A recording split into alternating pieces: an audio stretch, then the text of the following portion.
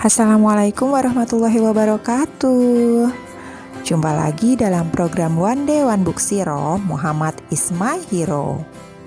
Hari ini kita akan membaca buku jilid 2 yang judulnya adalah Istimewa Semenjak Belia. Muhammad kecil kini hidup dengan paman Abu Thalib yang sangat menyayanginya melebihi rasa sayang terhadap putranya sendiri.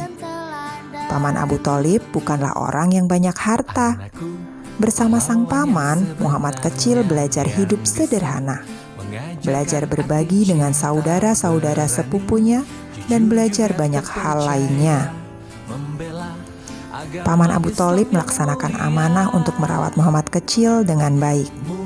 40 tahun lamanya, Paman Abu Thalib mendampingi dan menjaga Muhammad dengan segenap jiwa dan raganya. Muhammad kecil dididik sejak kecil untuk bekerja keras mencari nafkah, membantu pamannya memenuhi kebutuhan Muhammad kecil dan juga keluarga paman Abu Thalib. Keberkahan dengan hadirnya Muhammad kecil bahkan dirasakan oleh seluruh penduduk Mekah. Mekah pernah diterpa kemarau sangat panjang. Para pembesar Quraisy meminta paman Abu Thalib untuk berdoa. Beliau lalu membawa Muhammad kecil ke Ka'bah. Punggung mungilnya disandarkan ke Ka'bah dan atas izin Allah Subhanahu wa Ta'ala, hujan pun turun membasahi kota Mekah. Suatu hari paman Abu Thalib hendak pergi berdagang ke negeri Syam. Jauh sekali jarak Syam dari Mekah. Paman Abu Thalib membawa Muhammad kecil yang saat itu berusia 12 tahun untuk mengajarinya berdagang. Muhammad kecil pun sebenarnya ingin ikut pergi membantu pamannya. Di kota Busra, mereka bertemu dengan seorang pendeta Nasrani bernama Buhairah yang menjamu Abu Thalib beserta rombongan. Pendeta Buhairah memperhatikan Muhammad kecil dengan seksama, kemudian menemui paman Abu Thalib dan mengajukan berbagai pertanyaan. "Apa hubungan anak itu denganmu?"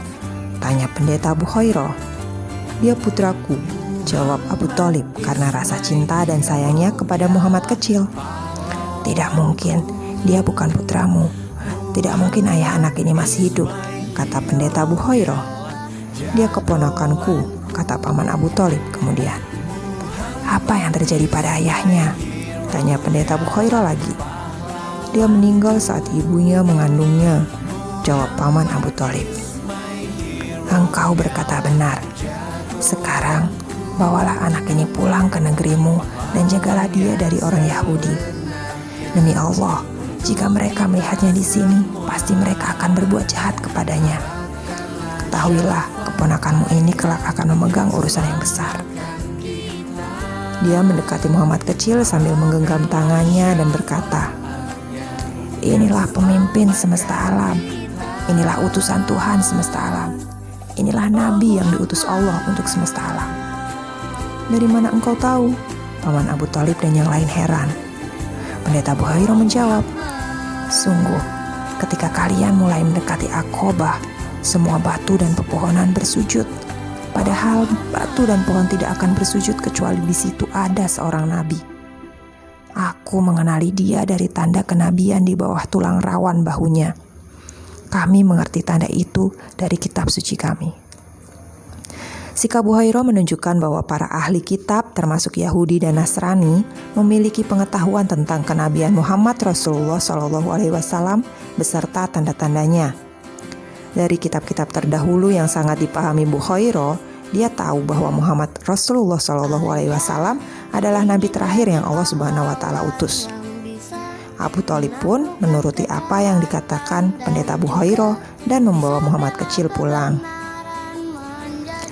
Hari-hari selanjutnya dilewati Muhammad kecil dengan bekerja keras membantu keluarga pamannya. Dia menjadi penggembala domba dan mendapatkan upah. Selesai. Terima kasih teman-teman semua. Insya Allah besok kita akan membaca jilid 3 ya. Assalamualaikum warahmatullahi wabarakatuh.